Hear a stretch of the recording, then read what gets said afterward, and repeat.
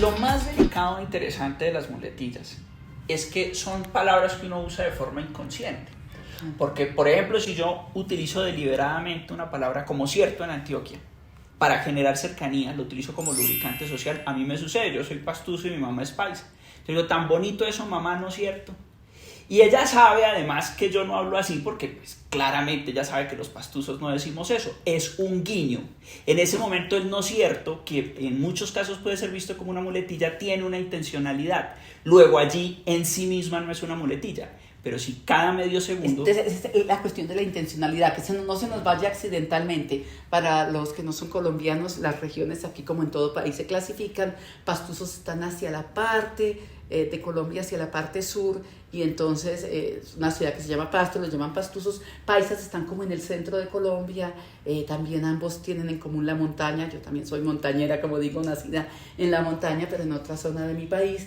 Entonces el paisa tiene un hablado que muchos oyeron en una novela que fue muy famosa que se llamó Café, que tiene ese hablado pues acá muy bonito, muy hábil, y el pastuso tiene otra musicalidad que se acerca a la musicalidad de Ecuador, también de esa zona de Ecuador como quiteña, hermosísima. Me encanta oír los acentos. Entonces tienen características muy especiales. Un pastuso rara vez te dice cierto, pero un paisa sí. Por eso Raúl habla de lograr esa cercanía. Cuando estoy en una interacción puedo incluso utilizar unas palabras que puedan parecer muletillas con una intencionalidad de generar ese lubricante social. Me encantó. Entonces también esa intencionalidad, mirar en el contexto que estoy en mi desafío si eso es útil o no. Así porque es. Tampoco he puesto el tiempo de estar cuidando que no me salga, pero en un momento... Y varía mucho. Cuando hicimos un entrenamiento con un grupo de trabajadores de una empresa mexicana hace un par de años, escuchábamos el todo el tiempo. Este es muy importante porque debemos lograr las metas que tenemos. Sí. Para el grueso de las personas que estaban en el entrenamiento no era fácil de distinguir el porque prácticamente todos los utilizaban. Sí. Claro. Algunas personas no lo utilizaban y decían, es que él habló mejor, es que ella habló mejor. No tenían claro por qué, claro, pero sí sabían que había hablado mejor. Y eran presentaciones de muy alto nivel, muy exigentes. Entonces ahí es donde no es tan válido, porque incluso como son presentaciones internacionales y en este tiempo estamos teniendo mucha teleconferencia internacional y todo, pues sí es una parte donde importa mucho nuestro negocio, lo que vamos a conseguir, nuestras ideas, nuestras iniciativas, nuestro propio... emprendimiento. Entonces hay que tener cuidado con las palabras que estoy usando, y estoy aquí con mi conciencia, estoy diciendo con la conciencia de la muletilla. Es como en ese momento es importante usarlas o no. Yo veo muchos youtubers que las usan y se le ven hermosos porque han creado un contexto de gente como ellos, joven, fresca, y es muy válido. Entonces es mirar a donde fueres a lo que vieres, decían las abuelas, si es pertinente o no. Entonces primer punto es conciencia desde la muletilla verbal, y esa conciencia también nos va a servir en lo no verbal. ¿Qué otras herramientas hay para corregir las muletillas? Sin duda es clave tener muchos sinónimos de los conectores. ¿Qué son los conectores o cuáles son los conectores? Son aquellas palabras que utilizamos para unir frases con sentido completo. Sí. Entonces, cuando yo digo Colombia es un país muy importante, entonces debe proyectarse a nivel internacional, pero debe cuidar su imagen. Entonces y pero son conectores. Claro. ¿Cuándo surge el problema? Si todo mi discurso lo construyo solamente con entonces y pero. Colombia es un país muy importante, entonces debe proyectarse a nivel internacional, pero debe tener cuidado con los riesgos reputacionales, entonces debe contratar asesores de calidad, pero encontrar unos que estén al alcance de su presupuesto. Entonces es muy conveniente que se haga un costeo, pero con austeridad. Ya a esa altura el entonces y el pero es insufrible. ¿Se dan cuenta cuando estoy haciendo un discurso de alto nivel? El conector, ¿cómo nos ayuda? Porque miren, las muletillas surgen mucho cuando voy a conectar una idea con otra. Las muletillas, digo yo desde mi parte fisiológica, es como falta de tejido conector. El tejido conector es lo que nos permite que todo este cuerpo se estructure. Ese cuerpo del discurso se estructura y tiene esa fluidez, esa caída gracias al conector. Permíteme decir algo sobre eso que me encantó. La doctora Graciela Maglia, quien admiro profundamente, una literata argentina, decía algo fantástico. Decía, un vestido muy elegante tiene la característica de que si se hace una batica sencilla, un tubito que cae, una chaquetica sencilla de un hombre, al ser de marca, tiene mejor caída que los que no son de marca y por eso vale, porque tiene perfectos acabados y eso le da la caída, decía la doctora Maglia. Dice, pues ella está viva, sino que hace mucho tiempo no me veo con ella, y sacaba enseguida una analogía. El discurso, la caída del discurso, la elegancia, la etiqueta del discurso, así como en esa ropa está en los acabados, en el discurso hablado está en los conectores. Los conectores le dan el perfecto acabado en el discurso. Entonces, hablemos de esos conectores que nos ayudan a quitar las muletillas cuando necesitamos que nuestro discurso esté de gala.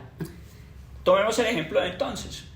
Hay muchos sinónimos para entonces. Claro, así por mismo, tal importante. razón, en consecuencia, así mismo. En la medida en que conozca más sinónimos para ese conector entonces, menos probable es que entonces se me vuelva una muletilla. Claro. Si no los conozco, o los conozco pero no estoy habituado a usarlos, pues entonces va a ser la única palabra a la que voy a recurrir en el caso en que necesite ese conector y entonces voy a tener una muletilla. ¿Cuál es el reto que tenemos frente a las muletillas? Ser conscientes de ellas. A veces se dice, ay, es que las muletillas hay que acabarlas. Es muy difícil. No. Es muy difícil. Lo que sí debemos hacer es un inventario. Se me pegó esta muletilla. Tengo que tener cuidado porque es una nueva muletilla. O logré vencer esta otra muletilla. Y en la medida en que las vayamos identificando, se debe tomar con tranquilidad. Toda persona puede tener una muletilla. Lo importante es hacer conciencia de que se tiene y empezar a solucionarlo. Primero, conociendo el discurso, siendo consciente de cada palabra. Segundo, buscando sinónimos para los diferentes tipos de conectores. Hay muchísimos conectores. Es valioso, es crucial tener un listado de conectores. Hay muy buenos en Google, hay muy buenos en Pinterest. He encontrado una lista de conectores buenísimas en esa plataforma. Es decir, ahora las plataformas tienen excelentes listados de conectores que ustedes pueden practicar, tomarlos, hacer historias pequeñas, sencillas, comunes, pero le van poniendo. Entonces, a propósito de eso, surge de, por tanto, así mismo, en ese orden de ideas, y vamos metiendo y el discurso, van a ver cómo va fluyendo de sabroso cuando hacemos ese juego de conectores. El mismo ejercicio que hicimos con entonces, lo podemos hacer con otros conectores. Claro. Para tener 3, 4, 5 sinónimos del conector y así evitar que se nos presente una muletilla. Ahora bien, ese es un recurso. Hay otros recursos que están Entonces, más primero conectados tenemos con conciencia y hacer de acuerdo con la conciencia un inventario. Segundo, sinónimos de los diferentes conectores para que se amplíen y no se nos establezcan como un burladero, como una gotera en balde que se repite. ¿Cuál sería la tercera herramienta? El tercero, que es más sofisticado si se quiere, al ser más sofisticado también es más interesante, es hacer la apuesta que hicieron los literatos y literatas del boom latinoamericano. ¿Cuál es esa apuesta? Que no haya una linealidad temporal. Cuando algo empieza en el inicio y termina en el final, pensemos específicamente en una historia, es altamente probable que necesite los mismos tipos de conectores para pasar de una idea a la otra. Pero también cuando se presentan productos en las empresas o cuando se presentan procesos que se han hecho, porque al final son historias lineales. Hicimos esto, entonces, esta cosa, entonces... Uno los ve haciendo toda la descripción para presentar un resultado, para hacer un informe de cuentas. Se van muy por la estructura lineal. Es la forma en que nos enseñaron a pensar linealmente. Claro. Por eso fue tan valioso cuando el boom latinoamericano hizo ese cambio y empezó a contar las historias desde la mitad, desde el final, desde el día antes del final. Empiezan desde momentos diferentes y se ven obligados a utilizar otro tipo de conectores, porque una historia que está desordenada en el tiempo no la puedo contar solamente con después, entonces y pero. Me toca utilizar otras cosas como simultáneamente y a pesar de. Me toca involucrar otro tipo de conectores que en una estructura lineal es más difícil involucrarlos. ¿Cómo hacer eso en la empresa o en la vida común o cuando estoy en un video transmitiendo mis iniciativas? ¿Cómo organizar esa estructura no lineal donde, por ejemplo, como en las novelas de García Márquez, el día que iban a matar o cuando estaba Aureliano Buendía frente al pelotón de fusilamiento y para luego ir a todo lo que pasó hasta llegar a las estirpes que no tienen una segunda oportunidad sobre la tierra? ¿Cómo jugar sin confundir en estos casos que no es un juego literario? ¿Cómo jugar con ello para ponerlo a jugar a nuestro favor, pero que no quede la gente confundida? ¿Dónde va este? El reto es evitar iniciar siempre al principio. ¿Cómo suele pensar uno y cómo suele uno hablar? Les voy a presentar a continuación un producto. Entonces vamos a ver cuál es el costo. A continuación vamos a ver cómo va a ser la presentación. Luego miraremos a qué público está dirigido. A pesar de que estoy cambiando de conector, porque podría decir entonces tener una muletilla, estoy cambiando de conector, más estoy utilizando una narrativa secuencial que inicia en el principio y termina en el fin. Muy distinto si yo empiezo diciendo, ¿a quién se le ocurre vender cámaras web en pizzerías? ¿De dónde surge ese planteamiento? Vamos a irnos a eso. Construyo un gancho de entrada, claro, con algo interesante que tenga en mi narrativa, y escojo que ese momento sea el inicio, a pesar de que temporalmente no sea el inicio. Y eso me va a obligar a irme al inicio, a irme al final, a irme a la mitad. Y en ese esfuerzo por conectar todos esos momentos voy a utilizar todos los conectores sin necesidad de proponérmelo. Porque si la narrativa es lineal, hagamos el experimento. Ya lo dijimos. Trajimos este producto, entonces vamos a ver cuál es el costo, luego vamos a ver cuáles los canales preferentes para distribuirlo, entonces vamos a ver la logística que es necesario, luego vamos a analizar cuáles son los esfuerzos de construcción de marca, finalmente vamos a ver cuáles son las decisiones que debe tomar esta empresa. Muy distinto a que yo diga, ¿a quién se le ocurre vender cámaras web en pizzerías? Esta idea surgió tomando café. Estábamos tomando café y dijimos, queremos hacer un video web en este momento y no tenemos cómo hacerlo. Y luego cuando estábamos presentando esta misma propuesta que hoy le presentamos a ustedes en el consejo directivo, la estábamos presentando al equipo de marketing y ellos decían, a mí me ha pasado lo mismo. ¿Cuál es el reto frente a este tipo de estrategias de marketing disruptivo? Porque algo que nace de un café entre amigos y que luego termina en una junta de marketing termina llegando a una junta directiva. La famosa escribir en la servilleta, ¿no? La importancia de lo que escribimos en la servilleta. Empiezan a surgir las preguntas retóricas. Claro. Que son, me pregunto y luego me contesto. Y es una forma de evitar esa falta de fluidez. Es una forma claro, de evitar la muletilla, porque es mucho más interesante decir, ¿cuánto cuesta? 5.000 pesos. Entonces hablemos del costo, entonces hablemos de la locación, entonces hablemos del equipo de venta. ¿cuánto cuesta? ¿Quién lo va a vender? ¿A dónde lo vamos a llevar? ¿Cómo se consolida esto? ¿Cuál es la inversión publicitaria? Si sumamos muchos sinónimos de conector, conciencia sobre las palabras, muchos sinónimos de los conectores, y además una desestructuración lineal, una desestructuración del relato para salirnos de lo lineal, que siempre incluye, casi que sin falla, preguntas retóricas, pues nos vamos a hacer el favor de eliminar las muletillas sin pensar en ellas. Romper la linealidad del discurso y acudir a esa historia donde vamos haciendo asociaciones que asimismo nos lleva a generar las preguntas que giran sobre el mismo tema, vuelven al mismo tema, pero que hacen que el público deje de ser espectador y se convierta en protagonista. ¿Y esto qué nos lleva? ¿Por dónde podemos conducir esto? ¿Cuál es el resultado de esto? Y la gente va entrando como parte y uno se siente muy fluido y muy en interacción. Ahora bien, yo no descarto tu metodología punitiva de la multa de 1.000 pesos impuesta por el familiar para que uno deje una muletilla. Es una forma un poco más Ivette de vencer las muletillas. Hemos visto que funciona. Sí, es que partimos en fisiología, los fonoaudiólogos acudimos mucho a hacer un acto motor para vencer un hábito de deglución, es decir, de la forma como nos alimentamos, como masticamos, y una cantidad de elementos, o de una forma de pronunciar inadecuadamente la R. Entonces uno le dice, por ejemplo, al niño, estás diciendo Rosa Ramírez, entonces vamos a trabajar la R vibrante, pero tu R gutural, que así se llama, esa R francesa, te sirve divino cuando quieres imitar al zorrille que había en unas caricaturas, Pepe Le Pew, o cuando quieres aprender francés, pero vamos a aprender otra manera de hacerlo. Y el niño empieza a comprender los dos esquemas de vibrar la R atrás, Rosa, vibrarla adelante, Rosa.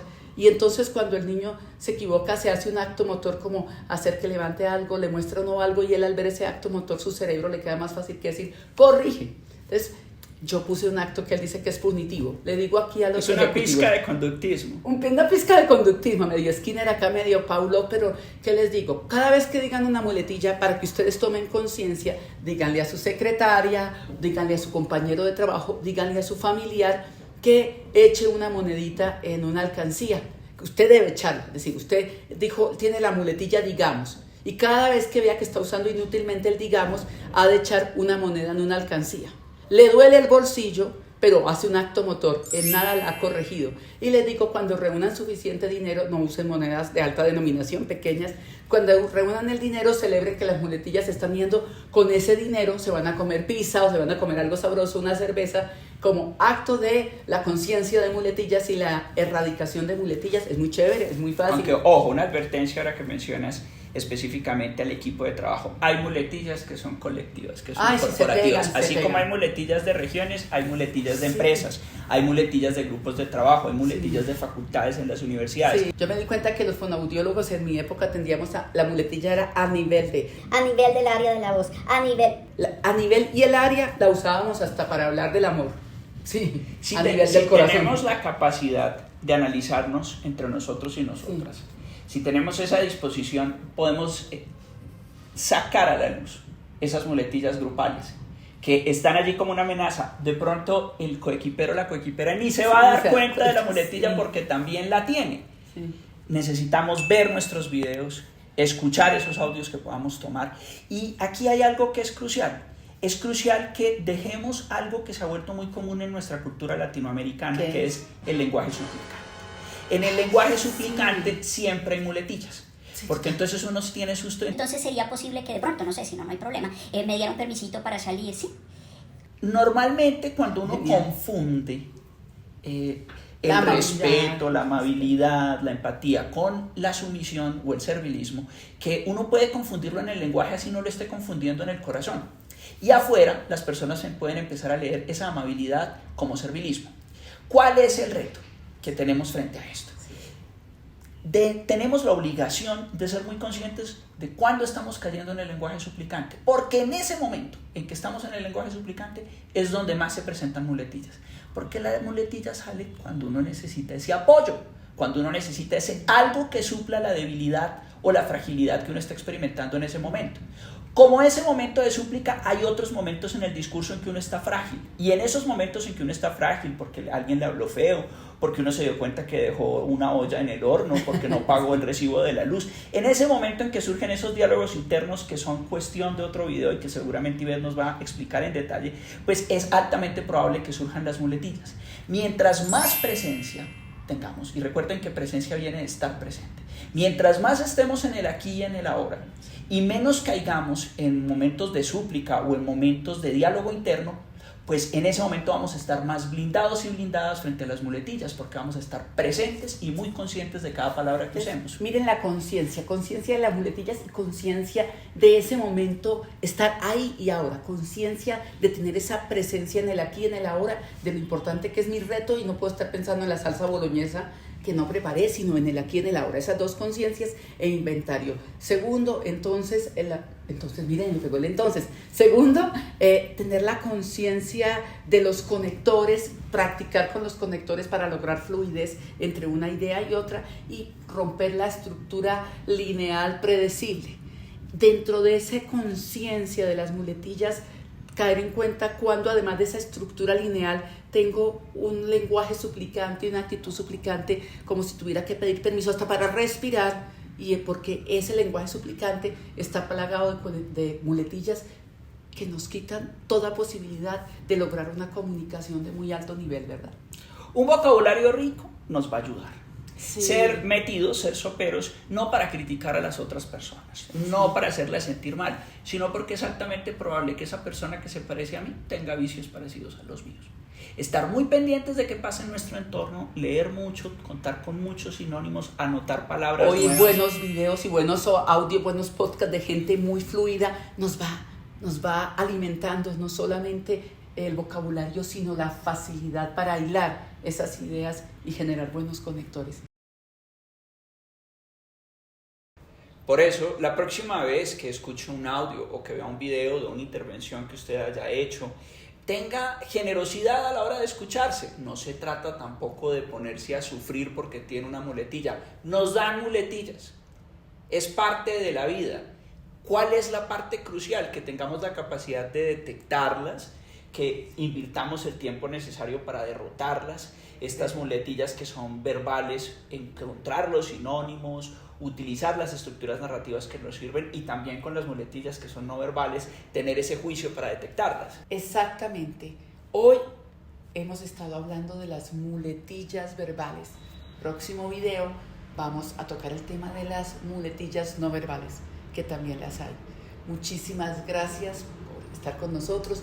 Y si este video te gusta y nos das un valioso me gusta, a nosotros sí que nos gusta.